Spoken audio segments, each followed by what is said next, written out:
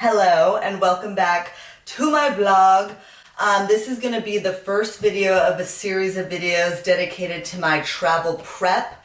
I'm planning on traveling for about a year or so, starting in June, and there's a lot of prep work that needs to go into it, and I wish that there was a YouTube channel out there that was living my same experience and was dealing with the same struggles I was and walked me through it. So maybe there's someone out there who's 25 years old, just recently got divorced and decided to go do a yoga retreat in Bali and then travel for a year afterwards. If that's you, this video is for you. So what I did was, thinking about all the to-dos I needed to do was very overwhelming. So I made a list of the most important things that need to get done ASAP. This video is going to entail how I went about doing it. So basically I made a list of all of the different countries I want to go to, and then cross-reference that with the CDC and their recommendations on which vaccines I need for those areas. I need 4 medications, 2 of which can be injections, 2 of the others can be pill form. I already got 1, it was my Tdap, it's like tetanus and a bunch of other things. So I'm good there, that was covered under my insurance. The other 3 are travel vaccines, so I need typhoid. Japanese encephalitis is a 2-shot pill, so it's kind of like COVID. You take 1 shot and then 28 days later you can get the other one. So that's kind of time sensitive, so I need to hop on that pretty quickly. And then meningitis. Hold on. The last one, which is a pill, it's a prescription that you take with you and you take like a week before you're going to be in a country with it, but it's malaria prophylaxis. We're going to call my insurance, see if they cover that. If not, another $300 I get to spend. Vaccine update. I ended up having some coverage, and I did not find that out until I swallowed the pill of agreeing to pay $366 per vaccine for the Japanese encephalitis, and going to Walgreens ready to pay that. And then Irene at the Walgreens in Hillcrest hooked it up for me and told me about this like code you have to use in order for it to cover a portion of it. So the Japanese encephalitis was $177 per vaccine. I got my first dose, and then I'll have my second dose on April 27th, and that's another $177. And then I got my typhoid, which was $94. And my Tdap, which I already talked about that I got, was free. And I also got my Menactra, which is the meningococcal vaccine. I'm getting due for that, so I'm just trying to hit all of the free ones that I get with my insurance now before it runs out. The malaria prophylaxis medication, I am going to see if I get a discount or if my insurance will cover part of it if I get it through my doctor. So I have a doctor's appointment next Thursday where I'll let her know that I need those pills, and then we'll see if they're covered by my insurance. I thought it was gonna be $300.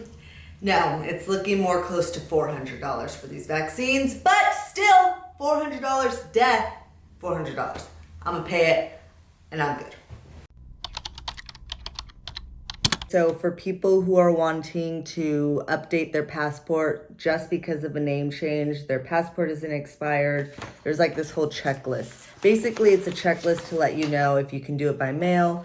So you have your passport still, you were at least 16 years old when you got that passport, it's not older than 15 years old, and it hasn't been damaged, and you got the full 10 years of eligibility for the passport, and you have a marriage or court order certified documentation to show why your name changed. So I marked yes for all of that. So I'm able to do it by mail, and because of COVID, you have to do it by mail. They won't let you make an appointment to do it in person. So what you need to include is your most recent U.S. passport book. And so I have that right here. A certified marriage certificate. So I've made this mistake in the past when I went to go update my Social Security card. I didn't have a certified copy. I just had the copy that they gave to me when I applied. And so basically I had to go to the court, get this like notary stamp and this little like signature, and that proves that it's a certified copy. And so just a regular copy won't work. So save your time and make sure you get a certified court order of your divorce paperwork or your marriage certificate. I got a money order, and I already messed that up. I put my address where I think I was supposed to put there, so hopefully that's not going to be a problem. And then a new photograph along with my application. I'm not going to show it to you because it has personal info, but this is my new picture. You can't ever get a good passport photo. I feel like my face looks crooked and it's so shiny, but it's me. So hopefully that's fine. I'm a little worried with this little tendril, but like the girl didn't tell me to fix that. So hopefully I'm Gucci. But yeah, that's basically everything I need. I'm gonna go take it back to the post office and have the girl like look through it. She doesn't process these things, so she can't like tell me for certainty that it's right, but at least getting a second pair of eyes on it will make me feel better. I also paid for the expedited shipping. Without it, it would take about 8 to 11 weeks, and I felt like that was cutting it a little bit too close for comfort. So I felt like the $60 extra was worth the peace of mind of getting it within the next month and a half. Another thing is, I'm pretty sure this is what she said, but I'm gonna write expedited with a Sharpie across the top. I brought one with me, but I just want to double check before I do it. So hopefully that may help you if you are either newly married or newly divorced and need to get a new passport with your updated last name. Bali e-visa. You do not need one if you're going to Bali for a month or less, which was the original plan. Jelika and I decided we wanted to spend a little bit more time in Bali outside of the yoga teacher training course. So we got with one of their travel agents and he's helping us apply for the Bali e-visa only because we want to stay longer than that month. What you need to apply for the Bali e-visa is a copy of your passport, a copy of your COVID-19 vaccine, and a photo of yourself. So we just need to message all of that to him and he will apply for the Bali e-visa for us. So this is the first time ever using a travel agent. We get it for free through the yoga program, so we are definitely taking advantage.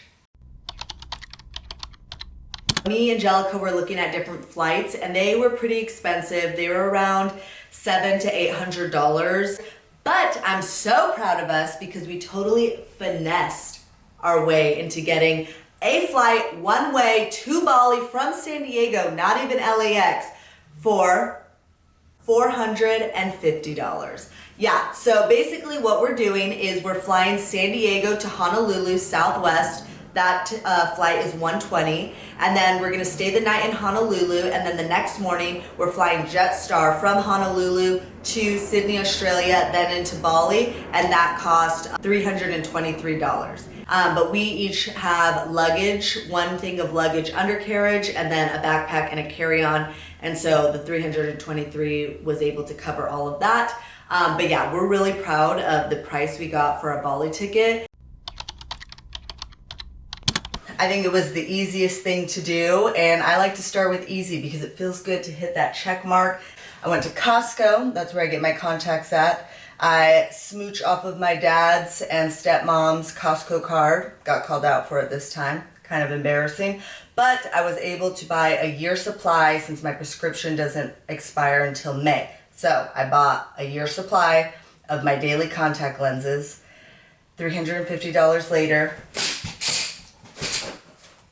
we have a year's supply of contact lenses. I have daily contact lenses, so this will be fun to try and fit in my luggage. I do the pill. I need to call my insurance and see if they'll allow me to take out more than 3 months at a time of my birth control. So in order for me to get a year's supply of birth control, I need to ask my family care physician to dispense 1 year's supply on the same prescription. Then they're gonna send it to the pharmacy of my choice. I'm gonna go there. The pharmacy is gonna reject it. Even though I know they're gonna reject it, they need to run the medication anyway, knowing that it will reject because the insurance needs that rejection to start the override. Once the prescription has been rejected at my pharmacy, I call a certain number and talk with a rep about getting an authorization override started for me. And once that's approved, they'll be able to dispense me my year-long supply of birth control.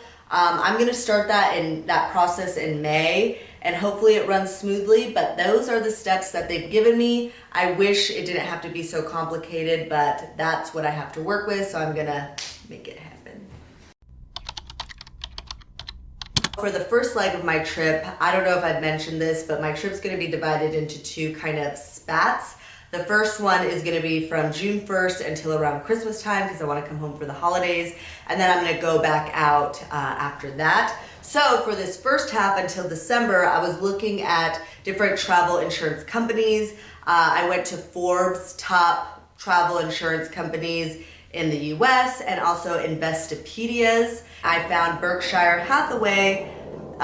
Berkshire Hathaway has a travel protection insurance that they offer per trip. So instead of having a monthly fee, I basically pay this flat out fee one time and it covers me for the duration of my trip. The exact care value plan from Berkshire Hathaway is gonna cost me $257 to secure my entire trip. Mind you, I did not get trip coverage or trip cancellation coverage. This is only going to cover me for medical, or like if my bags get delayed, or if I'm in a place and there's an earthquake or a tsunami or some natural disaster and I need to fly home. They have a team of experts that'll help me book my flight home, and that flight home would be covered. But if I cancel because I get COVID, or if I cancel because I decided I didn't want to go there anymore, I do not have that insured for that. So I did that because since I'm going to be traveling, it's going to be very loose. The only restrictions that I really have is the allotted time I have in each of the countries. So like Europe, I can spend 90 days in. Other than that, I'm pretty flexible with where I'm going to be staying, and I'm not going to be pre-planning too much in advance. The trip I'm doing with Jelika, which is just going to be Bali and then Thailand, is going to be pretty planned out, but once I leave there, it's going to be very fluid and loose. I'm kind of just going to decide where I want to go next as I'm going. Because of that reason, I didn't really think it makes sense to have trip cancellation coverage, because that did add a couple $100 on top of that $257. My main priority for the insurance was just to make sure I was covered if I got hurt.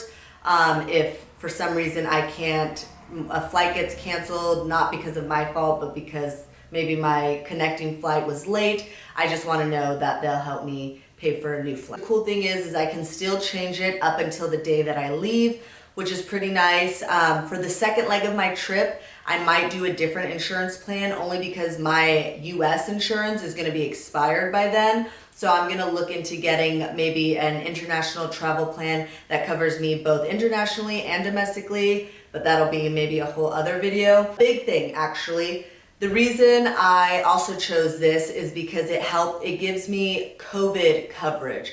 If I get COVID and I need to go to the hospital, it'll help cover those hospital fees. And also it'll help cover if I need to stay in a hotel for quarantine. It'll give me $100 a day to put towards a hotel to cover me if I need to quarantine if I do get COVID. So that was really important, especially some countries actually need you to have a certain amount of COVID insurance. Alrighty, that is gonna wrap up this first little video of this series of travel prep for my year of travel. I'm getting very excited. It is currently April 4th, so I have just under about 2 months until I leave for Bali, and I couldn't be more excited. A little anxious to make sure I did everything right, but I'm feeling pretty confident. An update on my passport is you're able to check the status online. I just checked it 2 nights ago and they said that it's been approved and they're getting everything packaged up to send back to me. So that should be coming in the next couple of weeks. I hope you enjoyed this travel prep. I hope it was helpful. If you have any questions, also please, if you're a experienced traveler and you've done something like this before, if I'm missing anything major, please let me know in the comments, because that's kind of where my anxiety is like, did I do everything I need to do? But yeah, super excited. And if you haven't already, please subscribe and like this video. Your support means everything to me. Ready for more travel content to come. Mwah. Bye.